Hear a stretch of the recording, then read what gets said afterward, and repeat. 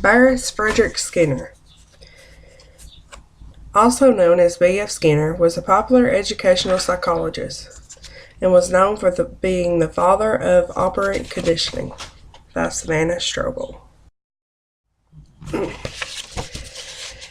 In Burrhus's early years, he was born as Burrhus Frederic Skinner on March 20th, 1904 in Pennsylvania. That's also where he spent the rest of his life and where he grew up.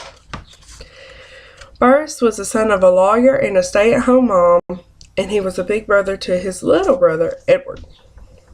At a very young age, Burrhus held an interest in building things. Burrhus built numerous contraptions. He built a cabin in the woods with one of his friends, and he also built a perpetual motion machine, which later on turned out didn't work. He had intentions of going to New York and becoming a writer, but wasn't successful. In his early years, he began taking psychology courses at Harvard University. In 1936, he met Yvonne Blue and married her, and together they had 2 children. Intrigued with behavior, Burrhus began to look for new ways to deepen his knowledge and study of behaviorism, which led him to develop the Skinner box. Burrhus said that in one of his articles that he was very highly influenced by John B. Watson, who was known for his studies in behaviorism, and that eventually led him to an interest of studying behaviorism. Burrhus's early professional years. The Skinner box was used to watch how animals reacted to their environment and their changes in behavior. Burrhus did numerous studies on rats and pigeons. For example, the picture to your right is a picture of what Burrhus's Skinner box looked like. The rat would explore its environment and stumbled upon a lever that released food when it was pushed. The rat would fill up and get full, and then once hungry again, the rat would push a lever to release food. And the food that was released was known as the reward.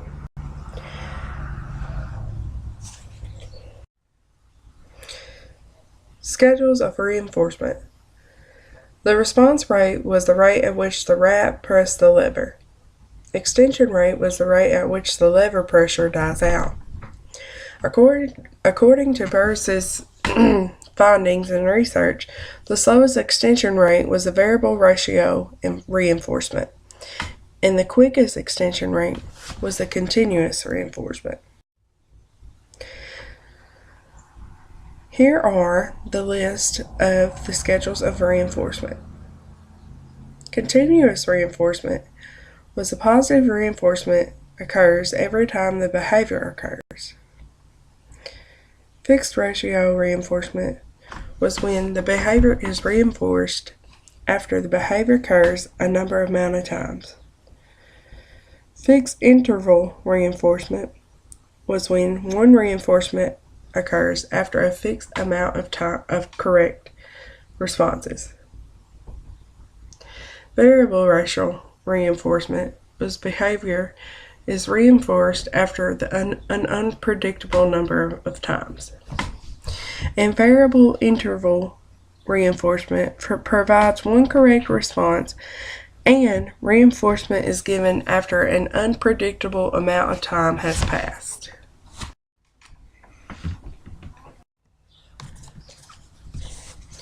In 1948, Burrhus started digging into his studies. When he studied the rat placed into his Skinner box, he identified 3 different responses. Neutral operants, which were responses from the environment that neither increased or decreased the behavior being repeated. Reinforcers, which were responses from the environment that increased the probability of the behavior being repeated. The response could be either negative or positive. Punishers, which were responses from the environment that decreased the likelihood of the behavior being repeated again. He also noted that he wanted people to know punishment weakened the behavior. Skinner also noted that different schedules of reinforcement had different effects on students' learning and extension rate. He also noted which schedules of reinforcement had a higher rate of extension and which of one had a lower rate of extension. These are just a few of the influences that were made on B.F. Skinner. He said in an article once that John B. Watson was one of the first people who influenced him to study psychology, and it was after that he failed at becoming a writer that he noticed John B. Watson's studies and his experiments in behavioral sciences, and he was influenced by that. Ivan Pavlov studied classical conditioning, and it's said that Skinner's operant conditioning derives from some of this. He was very influenced by Ivan and his classical conditioning and wanted to do a deeper study of that. Edward Thorndike. It's said that Skinner's operant conditioning was based on Thorndike's law of effect in 1905. He studied Thorndike's law of effect, and from there he did further research and came up with operant conditioning. In his late life, Skinner received a gold medal from the American Psychological Foundation in 1971.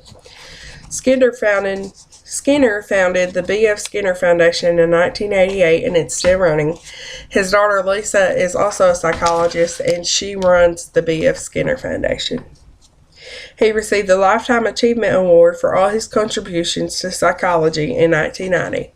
And in 1889, he was diagnosed with leukemia and died from it in 1990.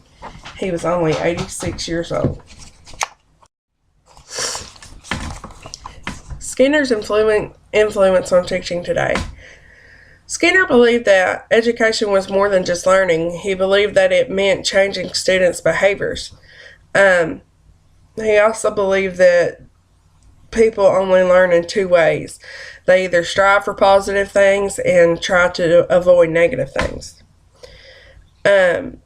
Skinner's theory of reinforcement plays a great role in classroom management and how teachers manage their classroom.